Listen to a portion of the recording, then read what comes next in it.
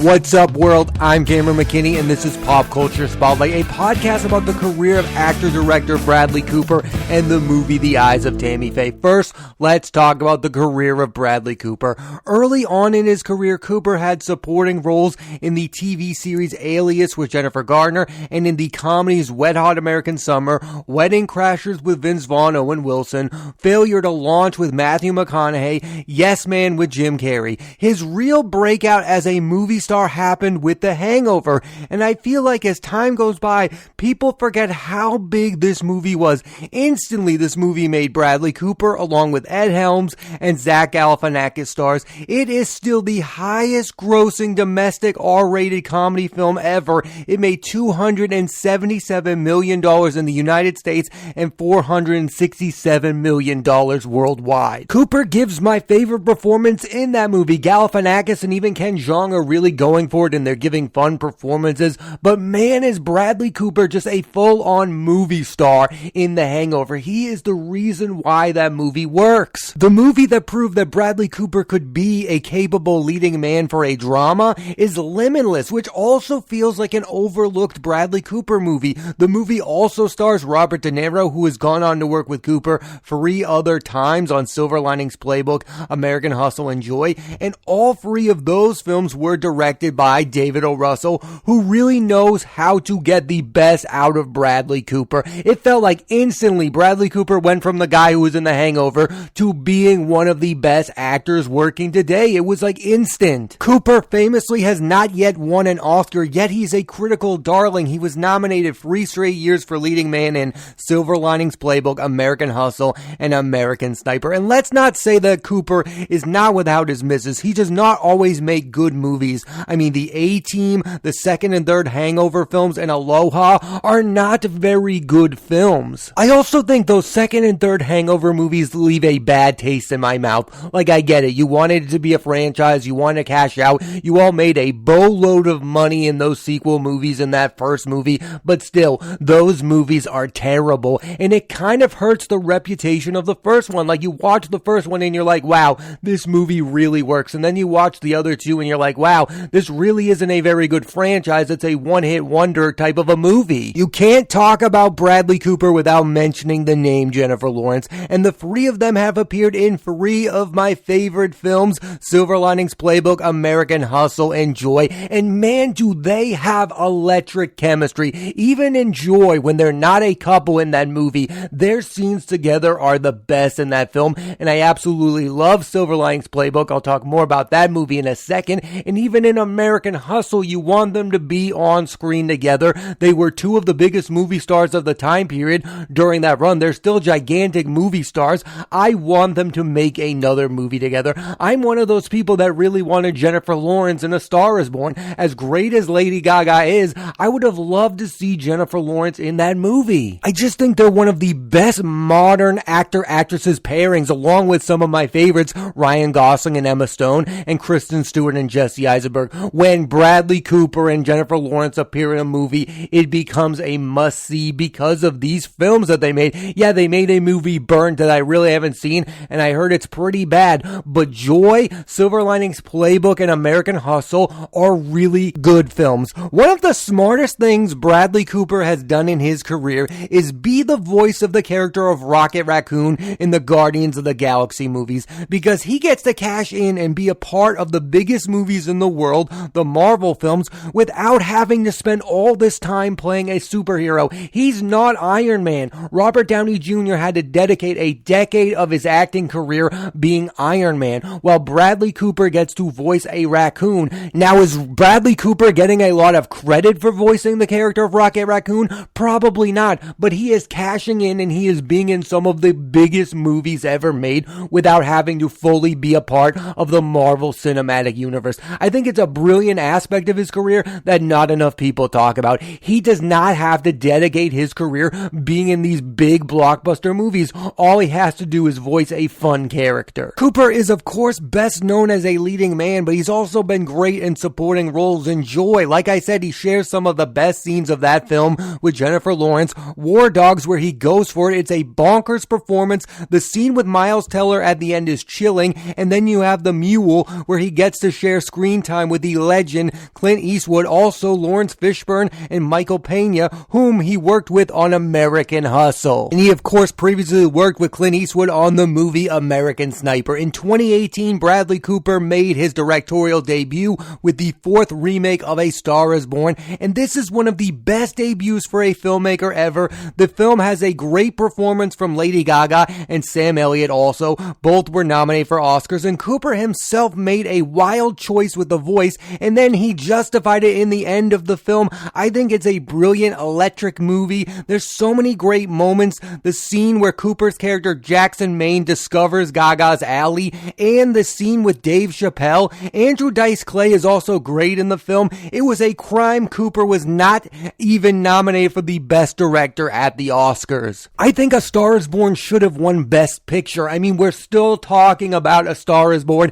and no one is talking about Green Book. My favorite Bradley Cooper performance comes in the movie Silver Linings Playbook. This is the movie that made me a massive fan of Bradley Cooper and thought he was an excellent actor. I mean, he is just so committed in this role. He is just going for it. His scenes with Jennifer Lawrence are tremendous. Both of them should have won Oscars. I know Jennifer Lawrence did, and I'm happy for her, but I also think Bradley Cooper should have won for his performance. I love his scenes with Robert De Niro. I mean, the scene where he goes to the Eagles game is insane. The more times I watch that movie, the more I'm impressed with Bradley Cooper's performance. The most underrated Cooper performance is in Derek Cianfrance's The Place Beyond the Pines. In it, Cooper is playing a cop who regrets a shooting, and as soon as he thinks he's done with the incident, it comes back to haunt him. Like most of Bradley Cooper's performances, he's super committed, and that movie is just so great. I mean, that movie, there's like 3 different parts. One part Ryan Gosling is the lead, one part Bradley Cooper is the lead, and then the final act of the movie, Dane DeHaan is the lead.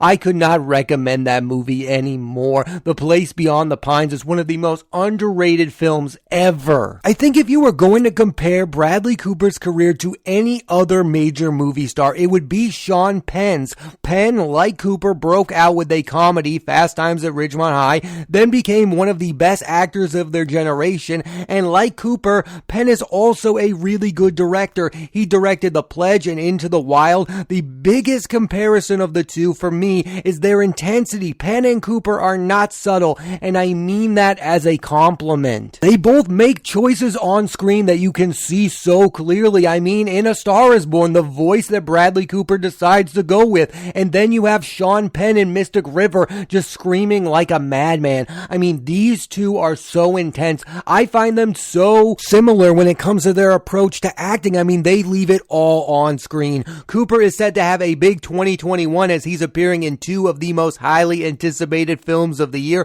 Licorice Pizza with Alana Haim, Cooper Hoffman, and the aforementioned Sean Penn. Directed by Paul Thomas Anderson, Cooper is playing infamous movie producer John Peters, and he's also starring in Nightmare Alley with Rooney Mara, Cate Blanchett, Toni Collette, and Willem Dafoe, directed by Guillermo del Toro. He's also going to reprise his role as Rocket Raccoon in Guardians of the Galaxy Volume 3, and is set to direct his second film, Maestro, where he will play legendary music composer Leonard Bernstein along with Carey Mulligan and Jeremy Strong. Here are the Bradley Cooper performances I recommend you check out: The Hangover, Limitless, The Place Beyond the Pines, Silver Linings Playbook, American Hustle, American Sniper, Joy, War Dogs, A Star is Born, and The Mule. Now let's switch gears and talk about the movie The Eyes of Tammy Faye. Here's a quick synopsis. Tammy Faye Baker and her husband Jim become the face of religious television, but Jim's mishandling of their empire leads to their downfall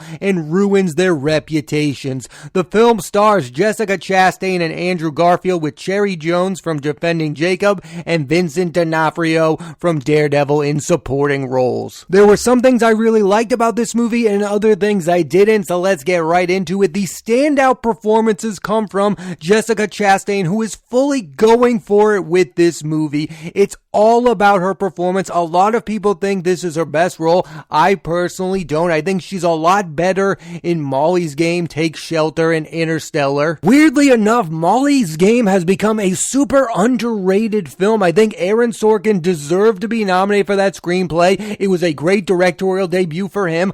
I love Molly's Game, and I don't understand people who don't. Take Shelter is really good. It's another underrated indie flick, And then you have Interstellar, where yeah, it's all about Matthew McConaughey, but Jessica Chastain is also great in that. Chastain as Tammy Faye Baker is getting a lot of Oscar buzz because these are the type of performances that normally win Oscars. I mean, she's playing a real life person. It's a super showy performance, and she does not look like herself. I mean, look at the past. Gary Oldman won for playing Winston Churchill in The Darkest Hour. Nicole Kidman won for The Hours. Meryl Streep in The Iron Lady, and Charlize Theron in Monster. These people did not look like themselves, and they were rewarded for it. I mean, this has become a real obsession when actors do not look like themselves, when they change their appearance. We're all obsessing about Jared Leto in The House of Gucci for his appearance, and even Colin Farrell in The Penguin. When actors change their looks, we as a society become obsessed with their performance,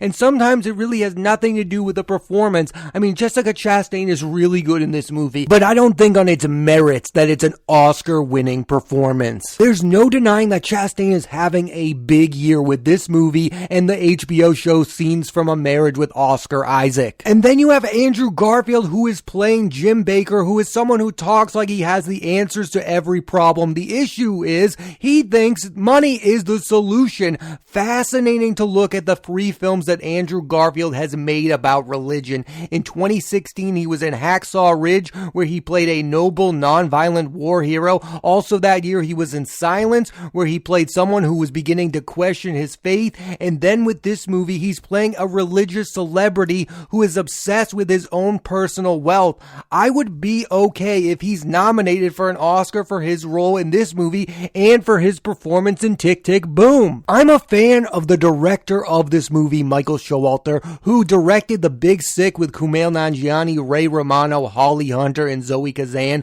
I love that movie. I think it's one of the best romantic comedies of all time. It made Kumail a star. It proved that Ray Romano is a tremendous actor. And he also directed the movie The Lovebirds, which is a super fun movie with Kumail and Issa Rae. Not a great movie by any means, but still has some really good laughs. And I think he was the perfect fit for this movie, The Eyes of Tammy Faye, because he can make movies that are funny and dramatic at the same time. And that's what this movie is. These characters are colorful, Tammy Faye and Jim Baker, and are not normal people. The movie has a weird tone that perfectly fits Showalter as a director. Showalter's next project is the miniseries The Dropout with Amanda Seyfried, Laurie Metcalf, and William H. Macy. What I find interesting about the movie, The Eyes of Tammy Faye, is that it shows the business side of religion, about how crazy some of this religious entertainment is, like the 700 Club, and how its sole purpose is to make a profit.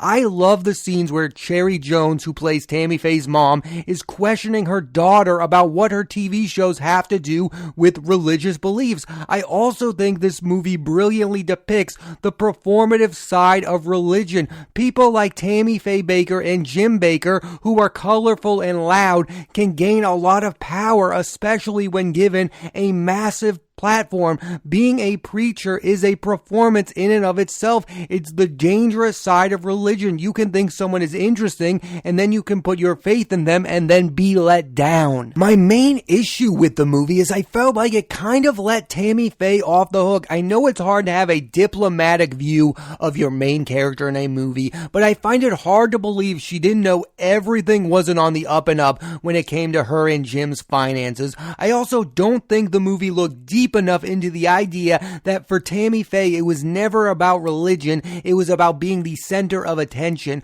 I'm not saying that she was a bad person. I mean, she defended gay people and said they are just human beings on TV in a time period when not a lot of people were doing that, and that's super cool. But I found this movie very similar to that movie Bombshell, and that movie was criticized because it kind of went easy on Megyn Kelly, played by Charlize Theron. I mean, the movie ignored the fact that Megyn Kelly is a problematic figure, and I kind of feel the same way about this movie when it comes to Tammy Faye. Now, I get it, the movie's purpose is to make these two characters sympathetic figures. I mean, that's what Bombshell is doing with Kelly, and that's what The Eyes of Tammy Faye are doing about Tammy Faye. But at the end of these movies, I don't think these movies honestly depict who these people were as human beings. They're using these characters to tell a story through a movie, and I understand all of that, but I don't don't think this movie truly knows how it feels about Tammy Faye Baker. Is she a good person? Is she a bad person? Is she religious?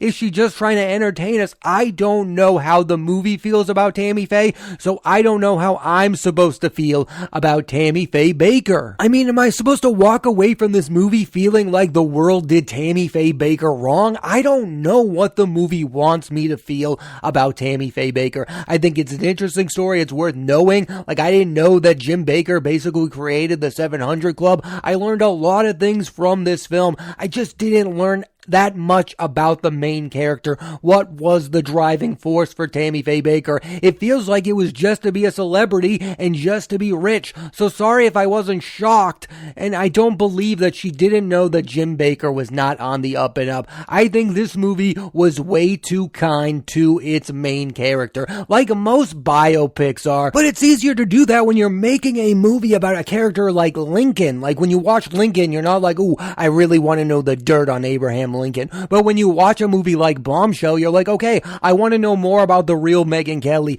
And when you watch The Eyes of Tammy Faye, I think you walk away going, I want to know the real Tammy Faye Baker, and I'm not sure this movie gave me all that. I think the movie tries to have its cake and eat it too. I mean, it goes right up against religious television and how bad that is, but then it goes easy on the people who did it. I mean, that scene in the jail where Jim Baker is like, I know the error of my ways, it was all about money. Give me a break. I do not believe that for a second, that Jim Baker is still not obsessed about money. I think this movie is too sympathetic to its lead characters by the end of the movie. It looked like it was going to be harsh on them and say, look, this entire industry that they built is fraudulent. And then it turns it around and goes, oh, I was just about money. I'm still into religion and whatnot. I find that to be ludicrous. I did not like the ending of this movie. I liked the performances in this movie. I thought this movie was informative. Not a lot of people know the story. I find that all interesting, but it feels like from watching it, the movie wants me to take away, ignore all the negatives, and just think about the positives when it comes to Tammy Faye Baker, and I find that impossible to do. I'm really interested to see if Chastain wins an Oscar. I mean, the competition will be Kristen Stewart for Spencer,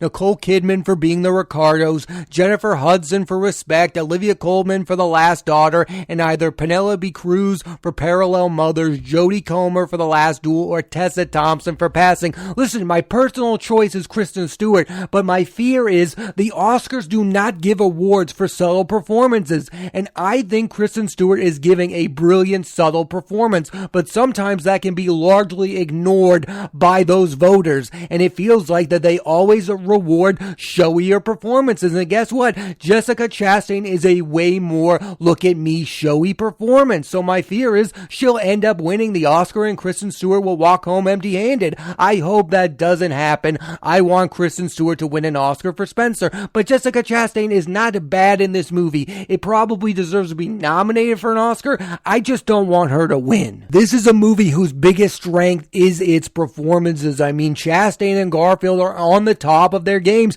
They've been two of the more consistent movie stars of the past decade. I really enjoyed their performances. Again, I think Chastain is really good in this movie. I think Andrew Garfield is equally good as Jim Baker. I mean, he really goes for it. One of my other big takeaways from this movie is it's really hard to understand how much time has gone by watching the movie. It's hard to understand when Chastain is getting older and when Andrew Garfield is getting older. Like, how much of a time period did these people dominate religious TV? I still don't have a sense of that. Maybe I need to do some outside research, but this movie is another example of why you should make a movie about a moment in someone's life. This movie would have been better if it was about a moment in Tammy Faye's life, not her entire period with Jim Baker. It's too much for a movie. This movie is trying to do too many things. It's still a really good movie. I still really like it, but I prefer biopics like Spencer that are about a moment in someone's life. I mean, by the end of The Eyes of Tammy Faye, you've gone through decades of Tammy Faye Baker's life. Overall, I really did enjoy this movie. The performances are really showy. It's a fun movie, maybe not the best movie of the year.